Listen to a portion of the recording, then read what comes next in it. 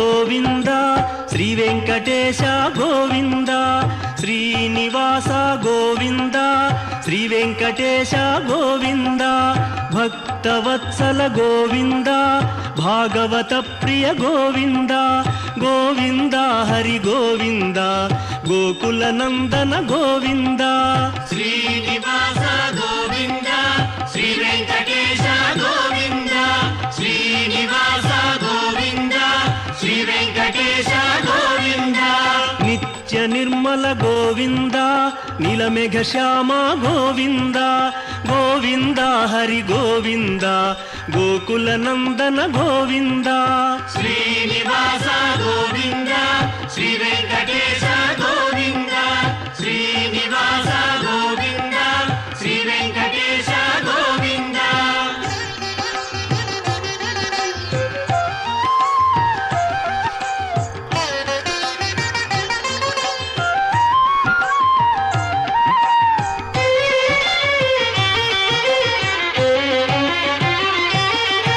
పురాణ పురుష గోవింద పుండరీకాక్ష గోవింద గోవింద హరి గోవింద గోకుల నందన గోవింద శ్రీనివాస గోవింద శ్రీ వెంకటేశ గోవింద శ్రీనివాస గోవింద శ్రీ వెంకటేశ గోవింద నందనందన గోవింద నవనీత చోర గోవింద గోవింద హరి గోవింద గోకుల నందన గోవింద శ్రీనివాస గోవింద శ్రీ వెంకటేశ గోవింద శ్రీనివాస గోవింద శ్రీ వెంకటేశ గోవింద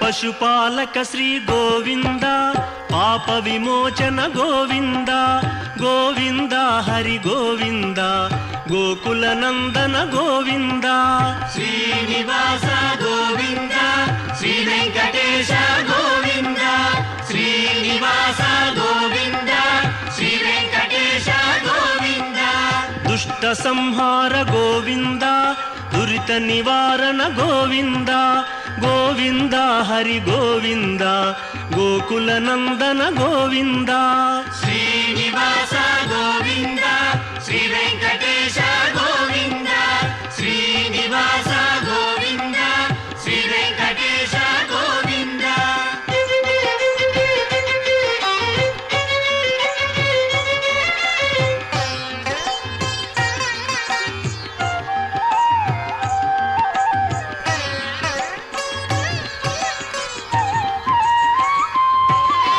శిష్టపాలక గోవింద కష్ట నివారణ గోవింద అహం త్వహత్వేంద్రియ పంచభూత తన్మాత్ర మాత్రా ప్రకృతే పురాణి యతః ప్రసూతా పురుషస్తదాత్మా తమాత్మనాథం శరణం ప్రపద్యే. పవిత్రమైనటువంటి తిరుపతి క్షేత్రంలో శ్రీపదపురిగా వాసికెక్కినటువంటి ఈ తిరుపతి క్షేత్రంలో గోవిందరాజస్వామి వారి యొక్క వార్షిక బ్రహ్మోత్సవాలలో భాగంగా స్వామివారు ఎన్నో వాహనములను అధిరోహించి ఇప్పుడు మనకు అశ్వవాహనారూఢుడై మనందరికీ విశేష అలంకరణతోటి దర్శనాన్ని అనుగ్రహిస్తూ తొలుతగా ఆనంద కర్పూర నీరాజనాన్ని అందుకుంటూ ఉన్నటువంటి ఆ సన్నివేశాన్ని మనం భక్తిపూర్వకంగా వీక్షిస్తూ ఉన్నాం. భక్త మహాశైలరా, మనమంతా ఈ వెంకటేశ్వర భక్తి ప్రసార వాహిని మాధ్యమంగా వీక్షిస్తూ ధన్యతను పొందుతూ ఉన్నాం. స్వయంగా తిరుపతికి వచ్చి మనం వీక్షించలేనటువంటి వారందరికీ కూడా ఈ ప్రసార వాహిని ద్వారా మన యొక్క మానసములన్నీ కూడా తిరుపతిలో ఉన్నప్పటికీ భౌతికంగా మనమంతా మన గ్రామాలలో ఉంటూ స్వామి యొక్క కైంకర్యాన్ని జరుపుకుంటున్నామా అన్నట్లుగా మనకు స్వామివారి యొక్క వాహన వైభవాన్ని మనమంతా వీక్షిస్తూ ఉన్నాం. ఎలానండి?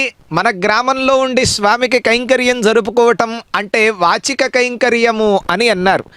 ఏమిటి వాచిక కైంకర్యము అని అంటే భగవంతుడిని వీక్షిస్తూ ఆయన యొక్క నామమును ఉచ్చరిస్తూ, గోవిందరాజా ఎక్కడో ఉన్నానయ్యా, రాలేక అశక్తుడనై ఉన్నాను, లేక అశక్తురాలనై ఉన్నాను నేను. కాబట్టి మా యొక్క నామమును నీవు ఆనందముగా, మా ప్రాంతము నుండే సర్వవ్యాపకుడివి కాబట్టి నీవు విని మమ్మల్ని అక్కడికి వచ్చి దర్శిస్తే ఎంత భాగ్యం కలుగుతుందో అంతటి భాగ్యాన్ని ప్రసాదించవయ్యా అని ప్రార్థించాలిట. అది భగవంతుడి దగ్గర చేసేటువంటి వాచిక కైంకర్యం.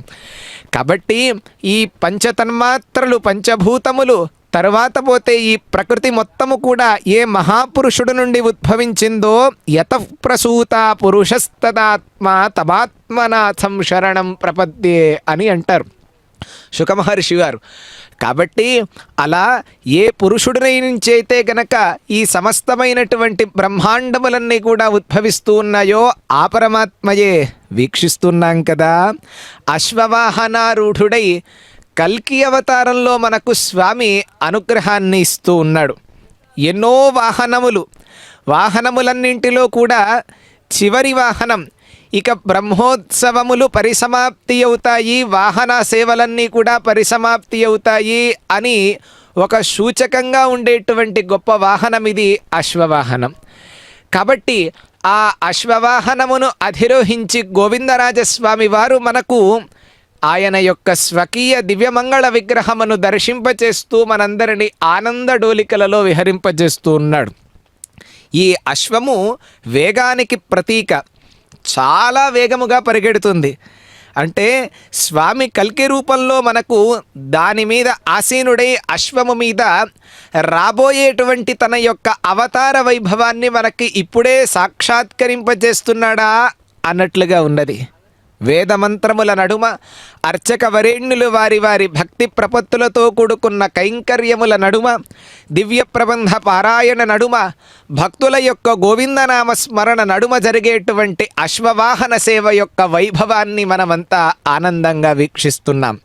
స్వామివారు కూడా చిరుమందహాసముతోటి అలంకరణను చేసుకొని ఆయన కూడా తర్వాత తన యొక్క అవతార వైభవాన్ని ఈనాడే ఒక సూక్ష్మ రూపంగా దర్శింపచేసినందుకు ఆయన కూడా మురిసిపోతూ భక్తులందరికీ హెచ్చరిక చేస్తూ ఈ అవతారంలోనే నేను రాబోతున్నాను అని వారందరికీ కూడా చెబుతున్నట్లుగా ఆ అలంకరణ మనందరికీ కనిపిస్తూ ఉంది.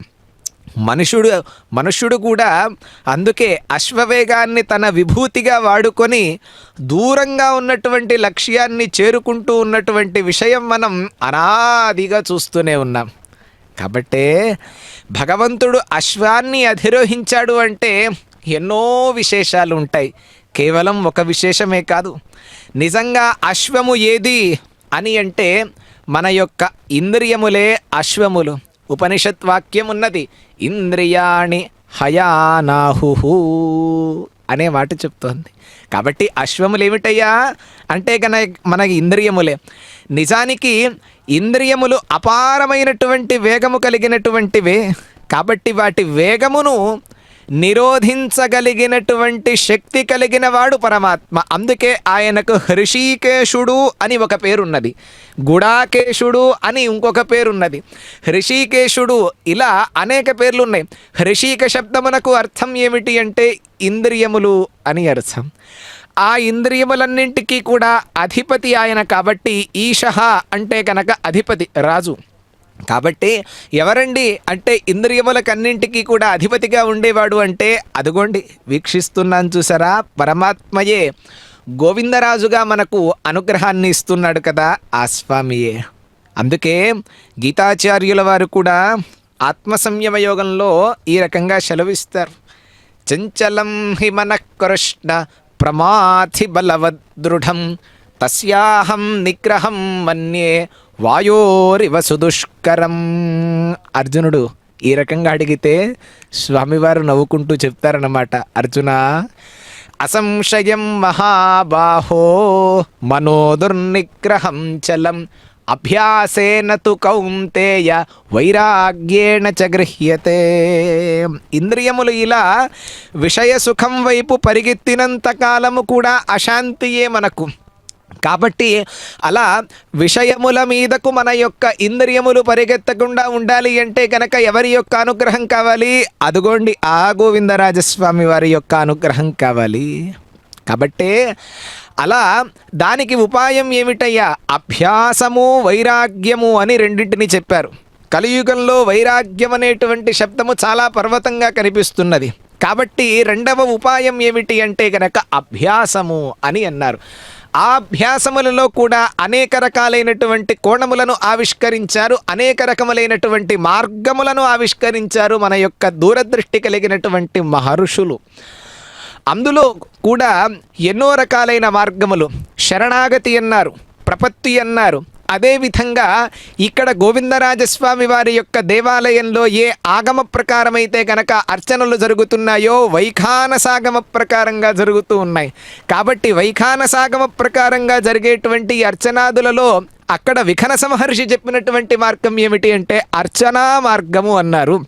భగవద్ ఆరాధనమేవ శ్రేయాన్ ముక్తియుపాయ అని చెప్పారు. కాబట్టి అటువంటి అభ్యాసము చేయాలి. ఏమిటండి సామాన్యుడా? ఆయన అంటే పద్మాలయ సహచర ప్రియబాలకోవ్యాత్ అని అంటారు ఒక మహాకవి. కాబట్టి అలా విఖనసుడు ఎవరయ్యా అంటే సాక్షాత్తుగా ఆ మహావిష్ణువుకి అత్యంత ప్రియమైనటువంటి బాలుడు అని కీర్తించారు. ఛాత్రీకృతాఖిల తపోధన చక్రవాళ అని అన్నారు. కాబట్టి అటువంటి మహాత్ముడు మహానుభావుడు విఖనస మహర్షి రచించినటువంటి వైఖానసాగమంలో చెప్పిన మాట భగవద్ ఆరాధనము మనకు శ్రేయస్కరమైనటువంటి మార్గము ఈ కలియుగంలో అనేటువంటి మాటను చెప్పారు. అలా ఆ సాధన ద్వారా కూడా మనం మోక్షమును పొందవచ్చు. అలా ఆ అనుగ్రహాన్ని ఎవరు ప్రసాదించాలయ్యా అంటే కనుక గీతాచార్యులు వారే సెలవిచ్చారు. ఆయనయే మన యొక్క బుద్ధిలో ఆసీనుడై మనకు ప్రచోదన చేసి ఆయనే మనల్ని అనుగ్రహించుగాక అని అశ్వవాహనారూఢుడైన స్వామిని ప్రార్థించి తరిద్దాం.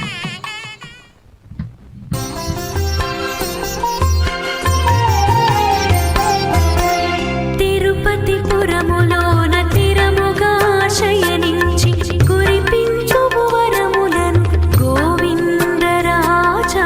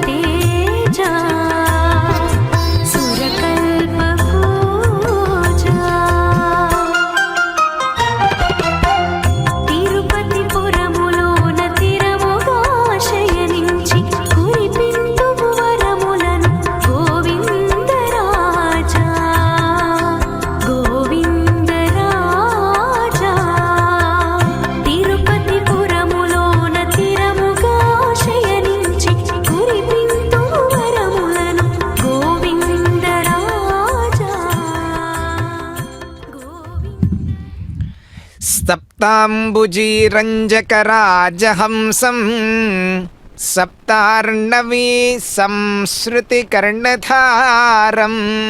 సప్తాశ్వబింబస్థహిరణ్మయం తం సప్తార్చిరంగం శరణం ప్రపద్యే.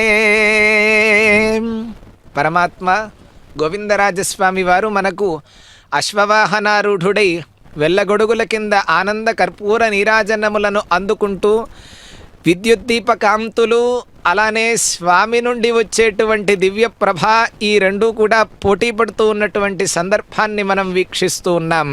స్వామి నుండి వచ్చేటువంటి కాంతి వలన ఈ దీపపు కాంతులకు ఇంత ప్రభ కలిగిందనుకోవాలే తప్ప ఆ దీపపు కాంతుల వలన స్వామి యొక్క వైభవం మరింతగా లోకంలో కనిపిస్తుంది అనుకోవటానికి వీల్లేదు. కాబట్టే ఆయన యొక్క వైభవాన్ని మరింత ఇనుమడింపచేస్తున్నాయే తప్ప దీపపు కాంతుల వలన ఆయన మెరిసిపోవటం లేదు. అట్లా ఆ స్వామి యొక్క అనుగ్రహం అన్నింటి మీద కూడా ఉంటుంది.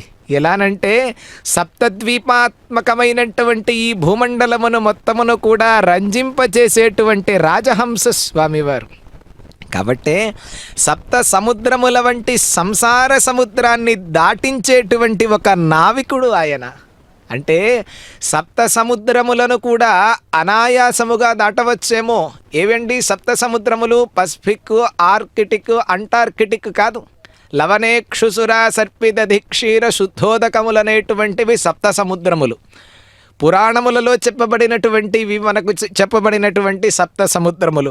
కాబట్టి ఇటువంటి సముద్రములను దాటించేటువంటి ఆ సముద్రములను దాటడం కూడా మన చేత భగవద్ అనుగ్రహం వల్ల ఏదైనా ఒక మార్గము కనిపించి దాటవచ్చేమో కానివ్వండి, ఏదైనా సాధనాలు ఉండవచ్చేమో ఒకవేళ. కాకపోతే సంసారం అనేటువంటి సముద్రాన్ని దాటించేటువంటి వాడు ఒక్కడు మాత్రమే ఉన్నాడు, నావికుడు. ఆయన మాత్రమే పరమాత్మ. ఆయనే గోవిందరాజస్వామి వారు మనకు ఇవాళ అశ్వవాహనారూఢుడై దర్శనాన్ని ఇస్తూ ఉన్నారు. అంటే సప్తాశ్వబింబస్థ హిరణ్మయం తం అని అన్నారు. అందుకే అంటే సూర్యమండలము మధ్యలో ఉన్నటువంటి హిరణ్మయ స్వరూపుడు ఆ స్వామివారు. ధ్యేయ సదా సవితృమండల మధ్యవర్తి నారాయణ అని అన్నారు. ఎలా ఉంటాడండి? సరసిజాసన సన్నివిష్ట, పద్మాసనారూఢుడై ఉంటాడట సూర్యమండలంలో కూడా. అందువలన సూర్యుడికి అంత కాంతి అని అన్నారు. కాబట్టే ఆ హారీ హిరణ్మయవపు ధృతశంఖచక్ర అని అన్నట్లుగా అలా ఆ శంఖచక్రములను ధరించినటువంటి ఆ స్వామియే మనకు ఆ నారాయణుడే ఇక్కడ మనకు గోవిందరాజస్వామిగా అనుగ్రహాన్ని ఇస్తూ ఉన్నారు. ఏమండి, స్వామివారి యొక్క వైభవాన్ని ఎంత చెప్పుకోగలం? ఎంత చెప్పినప్పటికీ కూడా మాటలు ఆగిపోతాయే తప్ప మన సామర్థ్యం ఉండతే తప్ప భగవంతుడి యొక్క గుణగణములకు ఏమాత్రము కూడా లోటు లేదు. ఇషుక్షయాన్ నివర్తంతే న గోవింద గుణక్షయాత్ అని అన్నారు. అంటే ఇషుక్షయాత్ నివర్తంతే నా అంతరిక్షగతి క్షయాత్. మన దగ్గర ఆకాశములో బాణములు వేయటం మొదలు పెడితే మన దగ్గర ఉన్నటువంటి బాణములైపోవాలే తప్ప ఆకాశములో చోటు లేదు అనడానికి వీల్లేదు. మతిక్షయాన్ నివర్తంతే నా గోవింద గుణక్షయాత్ అని అంటారు. మన బుద్ధి పనిచేయటం గనక ఆగిపోతే భగవంతుణ్ణి కీర్తించలేము. కానీ ఆయన యొక్క గుణగణములు చాలా తక్కువగా ఉన్నాయి అనుకోవటానికి వీల్లేదు. అందువలన అనంత కళ్యాణ గుణగణ గాంభీర్య అని పేరున్నది ఆయనకు. అటువంటి స్వామి అశ్వవాహనాన్ని అధిరోహించాడు. ఇలా అగ్నిహోత్రంలో ఆజ్యం పోసి శాంతింపజేయగలమా? మన ఇందాకే చెప్పుకున్నాం, మన యొక్క ఇంద్రియములనేటువంటివి అశ్వములు అని చెప్పుకున్నాం. విషయములేమిటువంటి అంటే గనక చక్షువులు, తర్వాత పోతే కర్ణము, త్వక్, చక్షు, శ్రోత్ర, జిహ్వా, ఘ్రాణములు అనేటువంటివి 5 ఇంద్రియములు. 5 ఇంద్రియములు 5 విషయములను స్వీకరిస్తాయి. ఏవేంటవండి? రూపము, రసము, గంధము, తర్వాత పోతే గనక స్పర్శ. ఇలా రూప, రస, గంధ, స్పర్శములు ఏవైతే ఉన్నాయో వీటన్నింటినీ కూడా శబ్దస్పర్శ రూపరసగంధములను 5 కూడా విషయములు అని అంటాం. విషయములు ఎందువల్ల అయినాయి అంటే కనుక ఆయా ఇంద్రియముల ద్వారా ఇవి గ్రహించబడుతూ ఉంటాయి. ఇవి అంటే చక్షురింద్రియము ద్వారా రూపము గ్రహింపబడుతుంది, శ్రవణేంద్రియము ద్వారా శబ్దము గ్రహింపబడుతుంది, ఘ్రాణేంద్రియము ద్వారా గంధము గ్రహింపబడుతుంది, రసనేంద్రియము ద్వారా రసము గ్రహింపబడుతుంది, త్వగింద్రియము ద్వారా స్పర్శ అది గ్రహింపబడుతుంది. కాబట్టి మనం చెప్పేటువంటి ఇంద్రియ నిగ్రహం ఏమిటి అంటే ఈ 5 ఇంద్రియముల నుండి 5 విషయములు గ్రహిస్తాయి కదా, ఈ 5 ఇంద్రియములు, వాటి నుండి మనం నిగ్రహం పొందటమే నిజమైనటువంటి ఇంద్రియ నిగ్రహము అని అన్నాం. ఎలా కలుగుతుందండి అన్నారు, సాధన ద్వారా అంటున్నారు. ఏమిటండి ఆ సాధన, మనం చేయగలమా? చేయగలం తప్పకుండా. ఎవరి అనుగ్రహం కావాలి? గురువు అనుగ్రహం ఉంటే సరిపోతుందండి. నేను గురువుగారి దగ్గర యోగాభ్యాసము చేశానండి, హఠయోగంలో కూడా చాలా గొప్ప స్థితిని పొందిన వాడినైనాను. కాకపోయినప్పటికీ కూడా విషయ వాసన అనేటువంటిది నాలో ఎందువలనో ఇంకా తగ్గటం లేదండి. అరే నాయన, హఠయోగంలో కూడా తలస్పర్శి పాండిత్యాన్ని సంపాదించావున్నావు అంటే మన యొక్క ప్రారబ్ధము గనక అనుభవించవలసినటువంటి యోగం ఉన్నట్లయితే అలా అనుభవిస్తూనే ఉంటాం. దాన్ని పోగొట్టే నాథుడు ఎవరున్నాడయ్యా అంటే గనక ఆ స్వామివారు మాత్రమే. కాబట్టి అందుకే ఆయనే చెప్తారు కృష్ణ పరమాత్మ, దైవీ హ్యేషా గుణమయీ మమ మాయా దురత్యయ మమ మాయా ఏషా. కాబట్టి దాటుటకు వీలు లేనటువంటిది ఈ మాయ. కాబట్టి ఎవరు దాటించగలరయ్యా అంటే గనక మమ మాయా దురత్యయ, నా యొక్క మాయయ్యా ఇదంతా. ఎవరు దాటిస్తారు? మామేవయే ప్రపద్యంతే. పరిపరి విధములుగా నన్ను ఎవరైతే గనక శరణాగతి చేస్తారో వారు మాత్రమే ఈ మాయను దాటగలరయ్యా. వారిని దాటించేందుకు, మాయను దాటించేందుకు నేనున్నాను కదా. శ్రీధర, అనంత, గోవింద, జిష్ణో, విష్ణో అని ఇన్ని నామములున్నాయే స్వామివారికి. ఇన్ని నామములతో గనక పిలిస్తే తప్పకుండా ఆయన మనకు అనుగ్రహాన్ని ఇస్తారు అని మనకు అనేక స్తోత్రములన్నీ కూడా చెప్తూ ఉన్నాయి. అట్లా ఆయన ఎందువల్ల నిరాగసం నిర్మల పూర్ణబింబ నిశీథనీనాథ నిభాననాభం నిర్ణీత నీతిం నిగమాంత నిత్య నిశ్రేయసం తం శరణం ప్రపద్యే అని అన్నారు. అంటే ఆయన దోషరహితుడు అని ఒక పేరున్నది స్వామివారికి. అనేక కళ్యాణ గుణములు ఉన్నప్పటికీ కూడా ఒక్క దోషము కూడా లేదుట ఆయన దగ్గర. ఎన్నో కథల్లో వింటాం, అలా స్వామివారు చౌర్యము చేసినట్టుగా మేమేదో చిన్నపాటి కథ విన్నాము కదా అంటే అది ఒక లీలా విలాసం. కాబట్టి అలా భగవంతుడి దగ్గర ఆ కథలనన్నింటినీ కూడా మనం అర్థం చేసుకునేటప్పుడు లౌకికమైనటువంటి విషయములతో ముడిపెట్టి గనక ఆ కథలను అర్థం చేసుకున్నామంటే విపరీతార్థములకు దారితీసిన వాళ్ళమవుతాం. అలా అర్థం చేసుకోకూడదు. ఎందువలన అంటే పురాణములలో ఉన్న విషయములను అర్థం చేసుకోవటానికి 8 రకములైనటువంటి ప్రమాణములు మన దగ్గర ఉన్నప్పుడు మాత్రమే పురాణ విషయములను మనం నిర్దుష్టంగా అర్థం చేసుకోగలము. ప్రత్యక్ష, అనుమాన, శబ్ద, ఉపమాన, అర్థాపత్తి, అనుపలబ్ధి, ఐతిహ్యము, అసంభవము అనే 8 రకములైన ప్రమాణములతోటి పురాణ విషయములను మనం స్పష్టంగా అర్థం చేసుకోవాలి. అలా దోషరహితుడు అనే విషయాన్ని స్పష్టంగా చెప్తున్నాయి. అందువలననే ఆయనకు నిర్మలుడు అని ఒక పేరున్నది. అంతేకాక పూర్ణచంద్రము వంటి ముఖం కలిగినటువంటి వాడు అని అన్నారు ఆయనని. పూర్ణబింబ, నిర్మల పూర్ణబింబం అని పేరున్నది ఆయనకి. అంటే చంద్రుడి వంటి బింబము కలిగిన వాడన్నారు కదండి. గోవిందరాజస్వామి వారి యొక్క ముఖార విందముని గనక మనం ఇక్కడ వీక్షించినట్లయితే కాస్త గోధుమ రంగులో కనిపిస్తోందే, ఎట్లా పోలిక సరిపోవటం లేదు అని అంటే ఎలా తీసుకోవాలి ఇక్కడ అర్థము అంటే, చంద్రబింబమునందు అయినా కానీ కాస్త కళంకం అక్కడ కనిపించవచ్చు. కానీ ఆ చంద్రబింబములో ఎలా చంద్రబింబం ప్రకాశిస్తూ ఉంటుంది, చూస్తేనే మనకు ఆహ్లాదము కలిగిస్తుంది ఆ చంద్రబింబం. అట్లా పూర్ణచంద్రుడి వంటి ముఖం కలిగినటువంటి వాడు అంటే అటువంటి స్వచ్ఛమైనటువంటి ప్రభ మనకు ఇక్కడ కనిపిస్తుందా అంటే కనుక మనోనేత్రముతో కనుక మనం వీక్షించినట్లయితే ఆ ప్రభను మనం ఇక్కడ చూడగలం.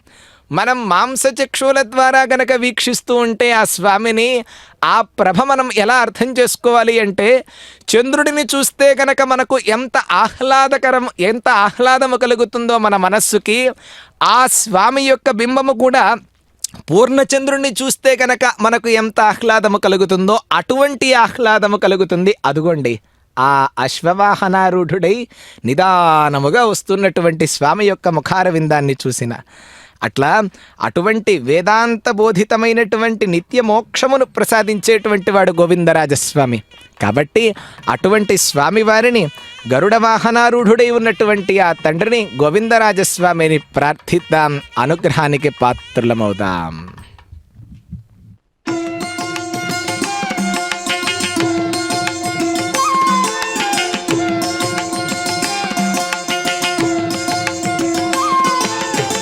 కొలువై ఉన్నాడు వీడే గోవిందరాజు, కొలువై ఉన్నాడు వీడే గోవిందరాజు, కొల కొల నేగి వచ్చే గోవిందరాజు, కొలువై ఉన్నాడు వీడే గోవిందరాజు, కొల కొల నేగి వచ్చే గోవిందరాజు, కొలువై ఉన్నాడు వీడే గోవిందరాజు.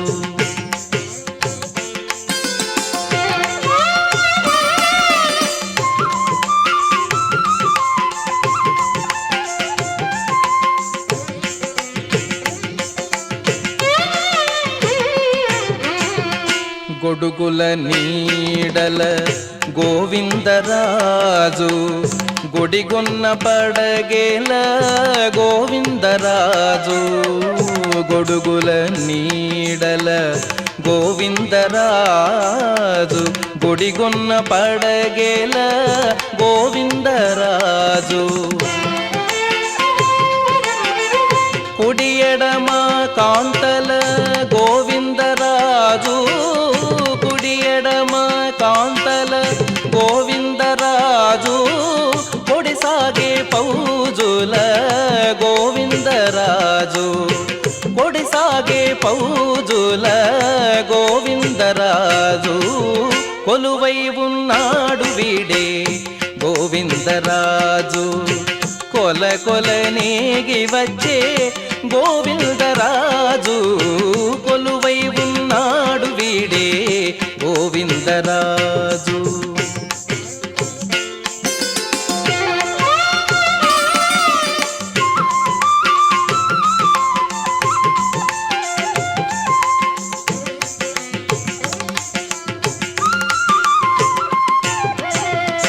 గొప్ప గొప్ప పూదండల గోవిందరాజు, గొప్పేటి వింజామరల గోవిందరాజు, గొప్ప గొప్ప పూదండల గోవిందరాజు, గొప్పేటి వింజామరల గోవిందరాజు, కొప్పుపై చూగులతోడి గోవిందరాజు, కొప్పుపై చూగులతోడి గోవిందరాజు, కుప్పి కటారములతోడి గోవిందరాజు, కుప్పి కటారములతోడి గోవిందరాజు, కొలువై ఉన్నాడు వీడే గోవిందరాజు, కొల కొల నేగి వచ్చే గోవిందరాజు, కొలువై ఉన్నాడు వీడే గోవిందరాజు.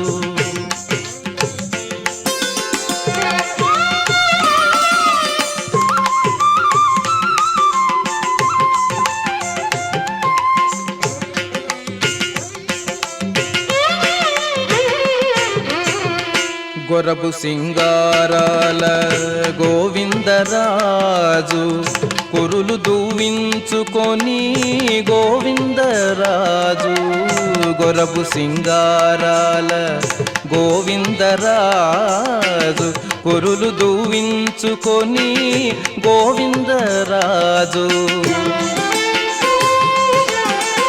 తిరుపతిలోనను తిరమై శ్రీ వెంకటాద్రి, తిరుపతిలోనను తిరమై శ్రీ వెంకటాద్రి, కురిసి వరములెల్ల గోవిందరాజు, కురిసి వరములెల్ల గోవిందరాజు, కొలువై ఉన్నాడు వీడే గోవింద గోవిందరాజు కొల కొల నీగి వచ్చే గోవిందరాజు కొలువై ఉన్నాడు వీడే గోవిందరాజు కొల కొల నీగి వచ్చే గోవిందరాజు కొలువై ఉన్నాడు వీడే గోవిందరాజు కొలువై ద్వితీయహీనం రచితా జడాత్మ నిజాంతరారోపిత విశ్వవిశ్వం నిస్సీమ కళ్యాణ గుణాత్మభూతం నిధిం నిధీనాం శరణం ప్రపద్యే. ద్వితీయహీన ఎటువంటి వాడయ్యా గోవిందరాజస్వామి? సాటి లేనటువంటి వాడు. విశ్వమంతము మొత్తము కూడా పరిపూర్ణమైన విశ్వాన్ని తనలో నిముడ్చుకొని ప్రపంచమును మొత్తాన్ని సృష్టించేటువంటి వాడు ఆయన. పరిమితి లేనటువంటి కళ్యాణ గుణములనే స్వరూపముగా కలిగినటువంటి వాడు ఆ గోవిందరాజస్వామి. నిధులకు నిధి అయినటువంటి ఆ స్వామికి ఒక్క పర్యాయం మనం నమస్కరించుకుందాం. నమస్కరించుకుంటూ అశ్వవాహనారూఢుడై అశ్వవాహనం మీద ఆసీనుడై ఉన్నటువంటి పరమాత్మ దేనికి ప్రతీకగా ఉంటాడు అంటే, గుర్రం మీద కళ్ళెం పట్టుకొని రౌతూ గుర్రపు వేగాన్ని తగ్గించినట్లుగా అశ్వవేగతుల్యమైనటువంటి మన యొక్క ఇంద్రియములు పరమాత్మ పరములైతే గనక ఇంద్రియములపై పరమాత్మ ఆసీనుడై ఆ ఇంద్రియముల యొక్క ఉద్ధతిని తగ్గిస్తాడు. కాబట్టి ఈ సమయంలో ఇంద్రియములను ఆధారం చేసుకొని పరమాత్మను స్మరిద్దాం. అశ్వవాహనారూఢుడైనటువంటి ఆ శ్రీయపతిని చూసి ఆనందిస్తూ అనుగ్రహించుగాక అని మనమంతా నమస్కరించుకుందాం. ఈ ప్రత్యక్ష ప్రసార మాధ్యమంగా ఆ వాహన సౌరభాన్ని మనం ఆస్వాదించి కైమోడ్చి స్వామికి ఆ నమస్కారములను మనం సమర్పిస్తూ ఆయన యొక్క వైభవాన్ని తిలకిస్తూ ఒక్కసారి ఆయన యొక్క గుణగణాలను ఇంకా తెలుసుకునే ప్రయత్నాన్ని చేస్తూ ఉన్నాం. సాక్షివి సకల లక్షణ కుక్షివి కరుణా కటాక్ష గుణచయపక్ష రక్షింపుమనగా ఎందుకు వీక్షింపవు నన్ను కరుణ వెంకటరమణ అని గొప్ప మహాకవి కీర్తిస్తారు. అట్లా ఎప్పుడూ మాకు బ్రహ్మోత్సవరాయుడిగా నీకు గోవిందరాజా నీవు మమ్మల్ని ప్రతి సంవత్సరం ఇలానే అనుగ్రహిస్తూ ఉండాలి. పరమానంద తుందిల మనస్కులుగా ప్రత్యక్షంగా వచ్చి చూడలేకపోయినా ప్రసార మాధ్యమంగా చూసి ప్రార్థిస్తూ ఉంటే అప్పుడే బ్రహ్మోత్సవములను పరిసమాప్తి చేస్తున్నావే స్వామి. ఇలా నీ బ్రహ్మోత్సవ వైభవాన్ని చూడాలంటే మరొక సంవత్సర కాలం పాటు వేచి చూడాలా? శాతాసిపోని నక్షత్రకాంతితో సుక్షత్రియ కాంతితో విరాజిల్లుతున్నావయ్యా నీవు ఈ రోజున. అట్లా హయగ్రీవ రూపంలో దివ్య భావనలతో మాలో నిండి ఉన్నావయ్యా స్వామి నీవు. ఎంతటి భక్తవాత్సల్యం, ఎంతటి భక్తి తన్మయత్వంతో గోవిందనామ సంకీర్తనలను చేస్తుంటే పరమానందంతో ఉబ్బి తప్పిపోతున్నావు కదా స్వామి. కాబట్టి నీవు ఆనందపడితే మేము కూడా ఆనందంగా ఉన్నట్లే. కాబట్టి ఆ ఆనందాన్ని మాకు ప్రసాదించు తండ్రి కల్కి వాహనారూఢ గోవిందరాజా అని ప్రణమిల్లుదాం. మనకు జ్ఞానావతారాలలో కూడా మొదటిది హయగ్రీవావతారం. ఆ హయగ్రీవావతారము అశ్వముఖము కలిగి ఉండటం వలన హయవదనుడు హయగ్రీవుడుగా కీర్తింపబడుతూ ఉంటాడు స్వామి. ఆ గుర్రం చేసేటువంటి సకిలింత పేరు హేషా అని పేరు. ఈ సకిలింత స్వామి యొక్క ముఖారవిందం నుండి వచ్చింది కాబట్టి మహత్తరమైనటువంటి ప్రభావములు ఉన్నాయి. కాబట్టి హయగ్రీవ ఉపాసన చేసేటువంటి మహాపురుషుల యొక్క వైభవం మనం ఎంతైనా కీర్తించవచ్చు. హయగ్రీవ హయగ్రీవ హయగ్రీవేతి యో వదేత్ తస్య నిస్సరతే వాణి జహ్నుకన్యా ప్రవాహవత్ అని అంటారు. అలా హయగ్రీవుడి యొక్క నామమును గనక ఉచ్చరించేటువంటి ఆ పురుషుడికి ఎలా ఉంటుందంటే వాడి యొక్క వాక్కు జహ్నుకన్యా ప్రవాహవత్ అంటే గంగా నది ఎలా అయితే ఉప్పొంగుతూ ఉంటుందో అలా ఉప్పొంగుతూ ఉంటుందన్నమాట వాడి యొక్క వాక్కు లోకంలో. కాబట్టి మనోహరోత్తుంగ చలత్తరంగా అని జగన్నాథ పండితరాయలు వారు చెప్పినట్లుగా ఆ గంగా ఎట్లా లహరులు ఎలా ఉంటాయి అంటే అలా ఉత్తుంగములుగా ఉంటాయి, తర్వాత మనోహరములుగా ఉంటాయి. అలా వాడి యొక్క వాక్కు వాక్కు అలా నిస్సరింపబడుతుందంటే ఆ హయగ్రీవుడి యొక్క అనుష్ఠానము కావచ్చు, హయగ్రీవుడి యొక్క నామము కావచ్చు, హయగ్రీవుడి యొక్క ఉపాసన, ఆ శ్లోకములను కూడా ప్రతిరోజు చదువుకున్నటువంటి వాడి యొక్క వాక్కు ప్రభావం ఆ విధంగా ఉంటుంది లోకంలో. అలా ఆ స్వామివారు హయగ్రీవ రూపంలో కూడా హయగ్రీవుడనేటువంటి రాక్షసుడిని సంహరించటానికి స్వీకరించినటువంటి అవతారం, వేదములను రక్షించటానికి స్వీకరించిన అవతారంగా కూడా మనకు పురాణాలలో కనిపిస్తూ ఉంటుంది. సృష్టి యజ్ఞంలో కూడా విరాట్ పురుషుడు నుండి మనకు మొట్టమొదటగా వెలువడింది కూడా అశ్వమే.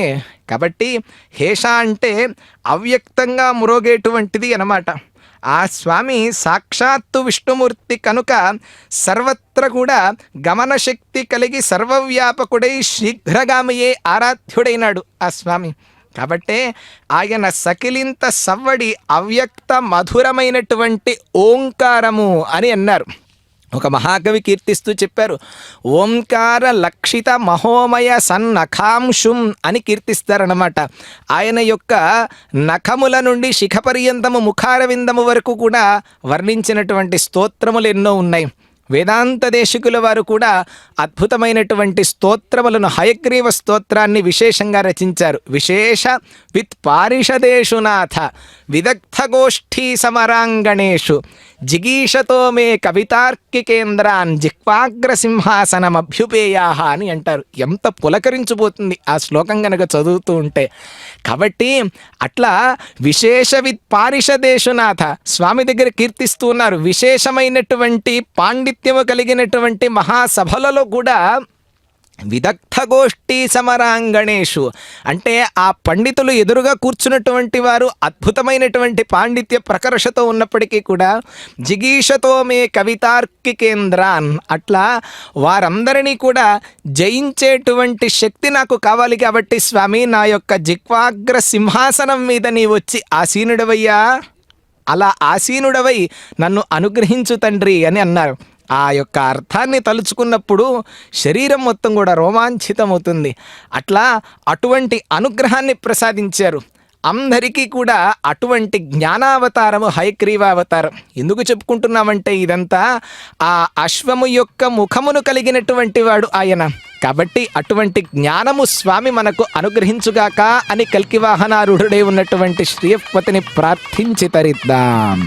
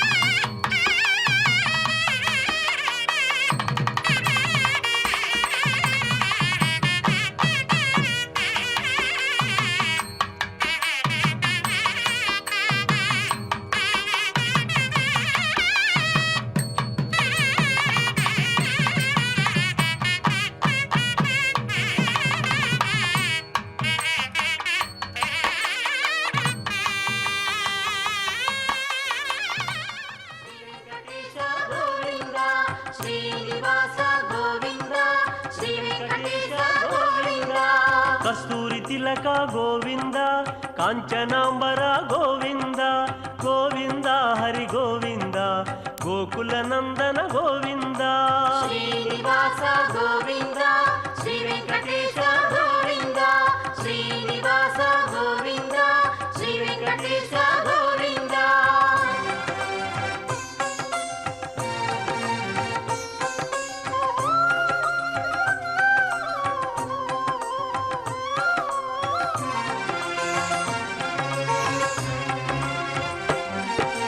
గరుడ వాహన గోవింద గజరాజ రక్షక గోవింద గోవింద హరి గోవింద గోకుల నందన గోవింద శ్రీనివాస గోవింద శ్రీ వెంకటేశ గోవింద శ్రీనివాస గోవింద శ్రీ వెంకటేశ గోవింద వానర సేవిత గోవింద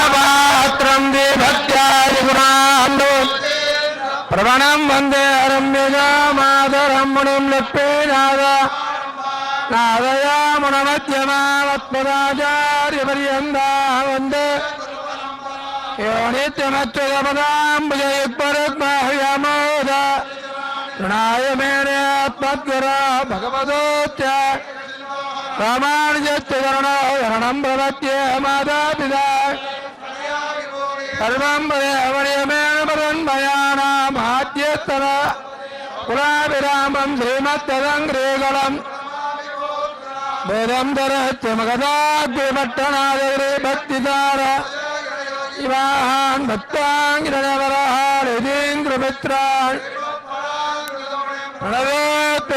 மல்லினால் தாமர மேலாருடங்கே காண்டபடமையை மல்லியலால் அயர் குலவேந்தன் பெயர் பயந்த இலக்கு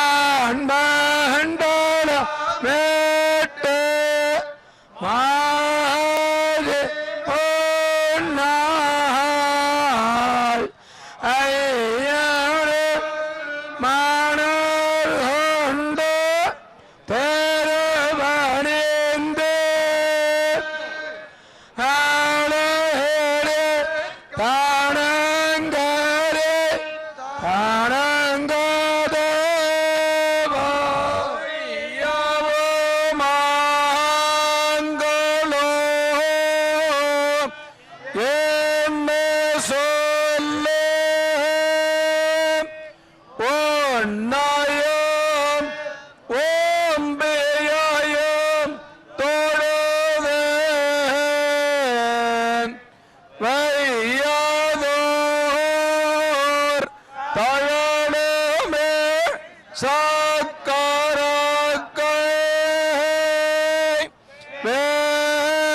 வேங்கடவர் கண்ணை வேதை கேத்தையே மணல் கொண்டு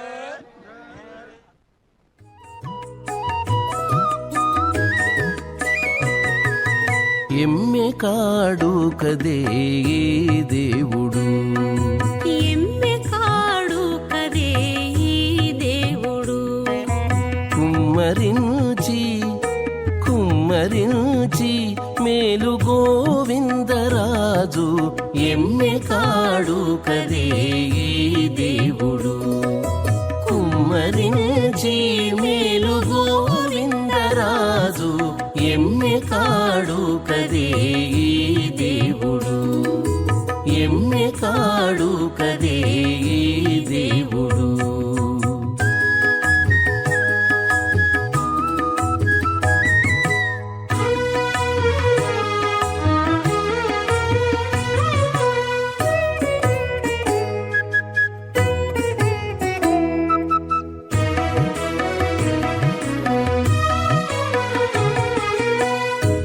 గొల్లెతలిందరు కొలువు సేయగ అల్లదే సరసమాడుచును గొల్లెతలిందరూ కొలువు సేయగా అల్లదే సరసమాడుచును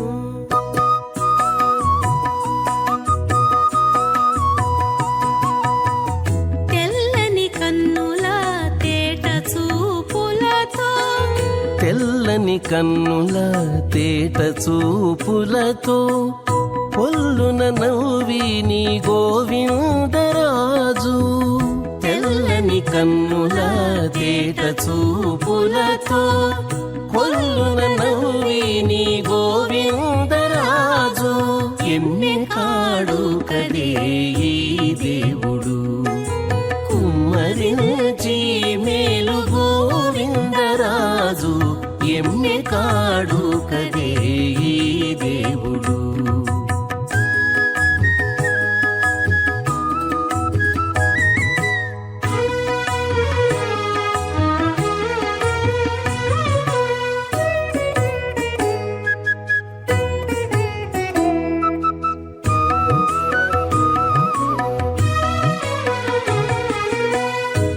పడతూలిద్దరూ పాదాలొత్తగా అడరివారల కుచములంటుచును పడతులిద్దరూ పాదాలొత్తగా అడరివారల కుచములంటుచును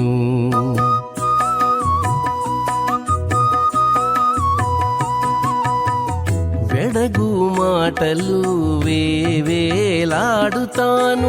వెడగు మాటలు వేవేలాడుతాను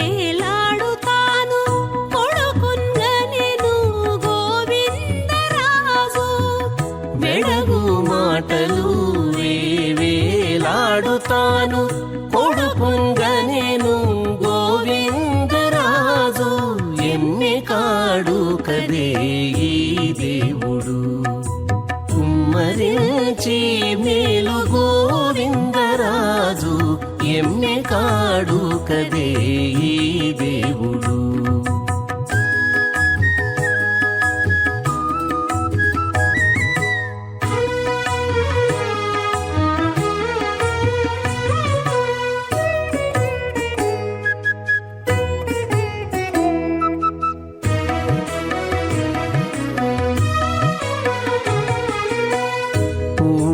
పూవారు వద్దనే ఉండగా జాడువలపులు చల్లుచును ఊడిగ పువ్వారు వద్దనే ఉండగా జాడువలపులు చల్లుచును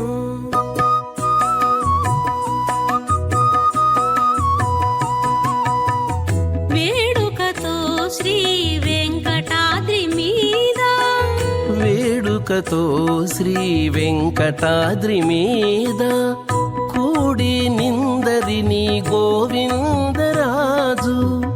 వేడుకతో శ్రీ వెంకటాద్రి మీద కూడి నిందరిని గోవిందరాజు. ఎమ్మె కాడు కదే ఈ దేవుడు, కుమ్మరించే మేలు గోవిందరాజు. ఎమ్మె కాడు. ఓం నమో వెంకటేశాయ. స్వామివారి యొక్క బ్రహ్మోత్సవాలలో భాగంగా అశ్వవాహనాన్ని అధిరోహించిన గోవిందరాజస్వామి వారిని వీక్షిస్తూ ఉన్నాం. ఎలా ఉందండి ఆ అశ్వము అంటే, పోతన మహాకవి పోతనామాత్యుల వారు ఒక మాట అంటారు, ముఖము సిరియు నిర్మల ఖురముల్ కురచ చెవులు తెలికన్నులు తరుగుచు కర్ణమ్ము చూడ తగునాహరికిన్ అన్నట్లుగా ఉచ్చైశ్రవము అది కళకళలాడేటువంటి కాంతితోటి నిండైనటువంటి ముఖముతోటి గుండ్రని పవమానాయేందవే ఆభిదేవాయక్షతే ఆభిదే మధూనా పయోధర్వాణో అసిశ్రయుః దేవం దేవాయ దేవాయు సనః పవస్వాసంగవేషంజనా యశమర్వాతే సంగ్రాజన్నో హృదీభ్యః దవిద్యుదద్యారుచాపారిష్టోభంత్యా కృపా సోమా శుక్రాగవాశిరః హిన్మానో హేతుభిర్హిత ఆవాజం వాజ్యాక్రమీత్ సీదంతో వర్షో యథా మాదిదోషహరమాత్మపదాశ్రితానాం రామానుజం యతిపతిం ప్రణమామి మూర్ధ్నా భూతం సరస్య మహదాహ్వయ భట్టనాథ శ్రీ భక్తి సారకుల. ఆ ఉచ్చైశ్రవము కళకళలాడేటువంటి కాంతితోటి నిండైనటువంటి ముఖముతోటి ఆ గుండ్రని గిట్టలు, కురచైనటువంటి ఆ చెవులు, శుభ్రమైనటువంటి ఆ కన్నులు, నిగనిగలాడేటువంటి మెడ కలిగి చూడముచ్చటగా ఉంది అని పోతనామాత్యుల వారు అంటారు, ముఖము శిరియు అని చెప్తూ. అలా ఈరోజు స్వామివారి రూపాన్ని స్వామివారు అధివసించి బంగారు కాంతులీనే సువర్ణ ఆ వాహనం ఏదైతే ఉందో అశ్వవాహనము, అశ్వవాహనాన్ని ఆ అశ్వరాజాన్ని ఆనందంతో వీక్షిస్తూ ఉన్నాము. ఆనందంతో వీక్షిస్తూ ఉన్నారంతా ఈ భక్తకోటి. ఆ గోవిందరాజస్వామి వారు అశ్వవాహనంపై రాజసంతో ప్రతిలేనటువంటి దివ్యకాంతులతో సాక్షాత్కరిస్తూ ఉంటే భక్తుల యొక్క హృదయములు పొంగిపోతూ ఉన్నాయి. అట్లా మనకు స్వామివారు ధరించినటువంటి ఆయుధ విశేషాలను గనక మనం ఒక్కసారి పరిశీలించినట్లయితే, కుడి చేతిలో ఆ చర్నాకోల ధరించారు, అది నాగశక్తికి ప్రతీక అని అంటారు. ఎడమ భాగంలో ఆ కత్తి కళ్ళెము కనిపిస్తూ ఉంటాయి మనకు.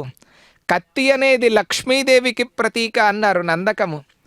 కళ్ళమనేటువంటిది భూదేవికి ప్రతీక అన్నారు. శత్రువులను అడ్డగించేటువంటి శక్తి భూదేవికి ఉంటే, ఆ శత్రువులను సంహరించేటువంటి శక్తి లక్ష్మీదేవికి ఉంటుంది.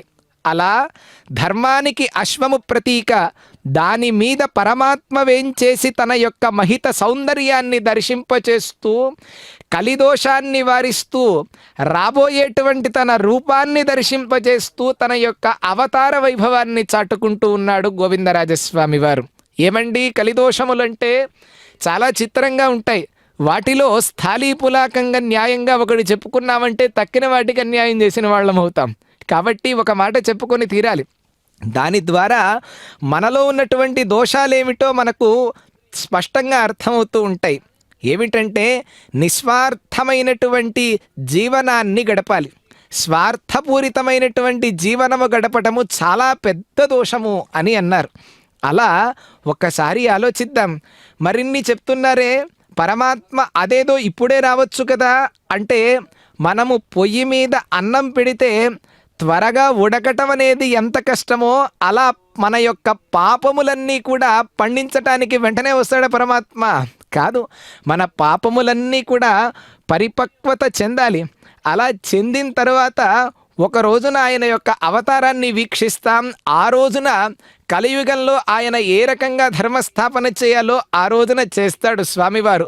వస్తాను తప్పకుండా, ఈ కలిలో ఉన్న దోషములనన్నింటినీ కూడా వారిస్తాను అని ఒక హెచ్చరిక చేస్తూ కూడా ఆయన అశ్వం మీద మనకు కనిపిస్తున్నారు. అందుకే అంటారు, స్వర్భాను రిందు మివదండ ధరః ప్రకామం త్వామేత్యహంతుమభికాంక్షతి యావదుగ్రహ తావద్యదూత్వః పదాబ్జ సమర్చనాయ ద్రాక్త్వం యతస్వ దురితానల దగ్ధచిత్తః. అనంతమైనటువంటి పాపానలము చేత దహింపబడినటువంటి చిత్తము కలిగినటువంటి ఓ జీవుడా అని ప్రార్థిస్తున్నారు. నారాయణన్ రామానుజాచార్య స్వామి వారు స్తుతి కౌస్తుభాన్ని రాస్తూ అద్భుతంగా చెప్తారు ఈ మాటని. ఎలా అంటే, రాహువు చంద్రుడిని హింసించటానికి వస్తున్నట్లుగా యమధర్మరాజు నిన్ను హింసించటానికి రాకుండా ఉన్నందుకు రాకపూర్వమే నీవు ఆయన యొక్క పాదార విందములను అర్చించటానికి, గోవిందరాజస్వామి వారి యొక్క పాదార విందములను అర్చించటానికి, ఆ పరమాత్మ పాదార విందములను అర్చించటానికి శీఘ్రంగా ప్రయత్నం చేయవయ్యా. లేకపోతే గనక ఏమిటంటావా అంటే, కుంభీపాక లోహిత ధామాతప సంఘాత కాలసూత్రములనేటువంటి అనేక నరకాలు ఉన్నాయి, రౌరవాది నరకములన్నీ కూడా. వాటి బాధలు మనకు తప్పవు. ఏమిటండి అంటే కనుక, ఆయన యొక్క పాదార విందములను గనక పట్టి ప్రార్థించకపోతే మనకు ఏ శుభములు కూడా చేకూరవు. కాబట్టి ఆయన యొక్క పాదములను పట్టి ప్రార్థించి జన్మని మనం చరితార్థం చేసుకుందాం. ఆయన యొక్క అనుగ్రహం మన మీద చూడాలి కాదు, ఆయన యొక్క అనుగ్రహం మన మీద వర్షించాలి అని ప్రార్థిద్దాం. అలా తద్వారా పరమాత్మ తత్వము అర్థం చేసుకోనిదే మన యొక్క జీవనము కూడా పూర్ణముగా వ్యర్థం. ఎన్ని చేసినప్పటికీ కూడా మన ఉద్యోగాలు ఎన్నో చేయవచ్చు, ఎంతో గొప్పవాళ్ళం కావచ్చు మనం ఉన్నటువంటి స్థాయిలో. కానీ భగవంతుడి దగ్గర మనం వినమ్రంగా నమస్కారము చేసుకోనటువంటి మన యొక్క జీవితం ఏదైతే ఉందో అది వ్యర్థమే. యతోవా ఇమాని భూతాని జాయంతే ఏన జాతాని జీవంతి యత్ ప్రయంత్యభిసంవిశంతి తద్విజిజ్ఞాసస్వ అని మనకు ఉపనిషత్ వాక్యం చెప్తోంది. ఏమిటయ్యా తెలుసుకోవాలి, ఎవరిని తెలుసుకోవాలి అంటే, ఎవరి నుండి ఇవన్నీ కూడా చరాచర సృష్టి మొత్తం కూడా ఏర్పడిందో, ఎవరి యొక్క అనుగ్రహం వలనైతే గనక నడుస్తూ ఉన్నదో, ఎవరి ఎందైతే గనక మొత్తము లయమవుతూ ఉన్నదో ఆయనను మనం తెలుసుకోవాలి. తద్విజిజ్ఞాసస్వ అని అన్నారు. కాబట్టి ఎవరండి ఆ పరంబ్రహ్మ పరమాత్మ అంటే కనుక, అదిగోండి వీక్షిస్తూ ఉన్నటువంటి గోవిందరాజస్వామి వారే. అద్భుతమైనటువంటి ఆ ప్రాకారములు కావచ్చు, గోపురములు కావచ్చు, తిరుపతి నగరానికి గొప్ప ఆకర్షణగా నిలుస్తుంది ఈ గోవిందరాజస్వామి వారి యొక్క ఆలయం. అంత ప్రాకారము, అన్ని సన్నిధులు, ఎంతోమంది స్వామివారులు, అక్కడ లోపల అమ్మవారు కావచ్చు, ఆళ్వారుల సన్నిధులు కావచ్చు, దేశికుల వారు కావచ్చు, రామానుజుల వారు కావచ్చు, రంగనాథుడు కావచ్చు, ఎంతోమంది గోవిందరాజస్వామి వారి దగ్గర మనకు ఎన్నో సన్నిధులు మనకు కనిపిస్తాయి. అట్లా ఆ అంతటి ఎన్నో ఉత్సవములు కూడా మనకు ఇక్కడ గోవిందరాజస్వామి వారికి సంవత్సరంలో ఎన్నో ఉత్సవాలు ఇక్కడ జరుగుతూ ఉంటాయి. కాబట్టి ఆ స్వామివారి యొక్క వైభవాన్ని మనం తెలుసుకుందాం. ఆ స్వామివారి యొక్క వైభవాన్ని తెలుసుకొని ఆయన చూపిన మార్గంలో వెళ్ళే ప్రయత్నాన్ని చేద్దాం. అది గొప్ప విషయం. ఏమిటండి భగవంతుడు చూపించేటువంటి మార్గం ఏమిటి అంటే కనుక, స్వే స్వే కర్మణ్యభిరతః సంసిద్ధిం లభతే నరః అని అన్నారు. అంతే. ఆయన చెప్పినటువంటి మాట ఏమిటి అంటే, వారికి నిర్దేశింపబడినటువంటి కర్మాచరణను కనుక వారు సక్రమంగా నిర్వర్తించినట్లయితే వాడు సిద్ధిని పొందుతాడు అనే విషయాన్ని చెప్పాడు భగవంతుడు. కాబట్టి మనకు నిర్వర్తించవలసినటువంటి కర్మలు ఏమున్నాయి అంటే, మనకు స్వతహాగా జన్మతః మనకు కొన్ని కర్మలు నిర్దేశింపబడి ఉంటాయి. కాబట్టి వాటిని ఆ క్రియలనన్నింటినీ కూడా సక్రమంగా చేయటం ద్వారా సిద్ధి అనేటువంటిది కలుగుతుంది. ఏమిటండి సిద్ధి అంటే గనక భగవద్ అనుగ్రహమే. కాబట్టి అటువంటి అనుగ్రహాన్ని స్వామి మనకు ప్రసాదించాలి అని ప్రార్థిద్దాం. అశ్వరాజు కూడా ఎంతటి గొప్పది అంటే మనకు వెంకటేశ్వర స్వామి వారి యొక్క సుప్రభాతంలో కూడా అంటారు, తాటీషుతే విహగరాజ మృగాధిరాజ నాగాధిరాజ గజరాజ హయాధిరాజాహ అని అంటారు. అంటే అవన్నీ కూడా స్వామి చెంతకు వచ్చి ప్రాతకాలములో సుప్రభాతాన్ని చెప్తూ ఉంటాయి. వాళ్ళ యొక్క అధికారములు ఏవైతే ఉన్నాయో, వాళ్ళ శక్తులు ఏవైతే ఉన్నాయో అవన్నింటినీ కూడా పొందుతూ ఉంటాయి. ఉచ్చైశ్రవము అని అన్నారు.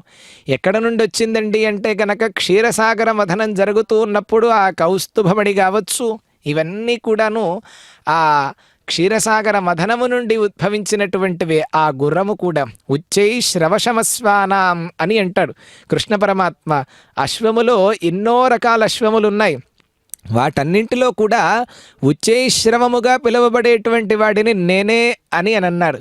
కాబట్టి స్వామి అధిరోహించేటువంటి వాహనములు ఏవైతే ఉన్నాయో తాత్విక దృష్టిగా పరిశీలిస్తే గనక విభూతి యోగంలో వాటన్నిటినీ కూడా నేనే అని చెప్పాడు ఆయన. కాబట్టి ఇక్కడ ఆయన మీద ఆయనే ఆసీనుడవుతున్నాడా అంటే కనుక సత్యమే. ఎలా అంటే అన్నింటి యందు కూడా భగవంతుడి యొక్క అంశ ఉన్నది. కాబట్టి ప్రతి ఒక్క మనిషి యందు కూడా స్వామి ఎలా అయితే ఉంటాడో అంతర్యామిగా అన్ని పదార్థముల యందు కూడా అంతర్యామిగా ఆయన ఉన్నాడు. ఆయన ఉండి ఇలా ఎవరైతే భక్తి ప్రపత్తులతో శరణాగతి చేస్తారో, ఎవరైతే అనన్య భక్తితోటి నన్ను ఎవరైతే అర్చిస్తారో వారి యందు నేను శాశ్వతముగా ఉంటాను అని మనకు వాహనములను అధిరోహించి ఆయన మనకు దర్శనాన్ని ఇస్తూ ఈ సందేశాన్ని మనకు అందిస్తూ ఉంటాడు. కాబట్టి ఈ కలియుగంలో కేవలము తరించటానికి మార్గములేమిటి అంటే కనుక ఆ భగవంతుడి యొక్క శరణాగతి మాత్రమే, ఆయన యొక్క అర్చన మాత్రమే. కాబట్టి అలా మనకు భగవంతుడి యొక్క మహిమను కావచ్చు, భగవంతుడి యొక్క వైభవాన్ని దశ దిశలా వ్యాప్తింపచేయటానికి ఎందరో మహర్షులు వారి వారి గ్రంథములను వ్రాసి తద్వారా ఆ కర్మాచరణ చేయటం ద్వారా భగవంతుడి యొక్క వైభవాన్ని మీరు ఈ రకంగా తెలుసుకోవచ్చు అని ఎన్నో మార్గములను చెప్పారు. నవవిధ భక్తి రీతులు అన్నారు. చేయగలిగినటువంటివి అవి కాబట్టి మనకు 9గా కనిపిస్తూ ఉన్నాయి. ఎన్నో మార్గములు మనకు లోకంలో ఉన్నాయి. కృష్ణ త్వదీయ పదపద్మగతం సనంతం అన్నట్లుగా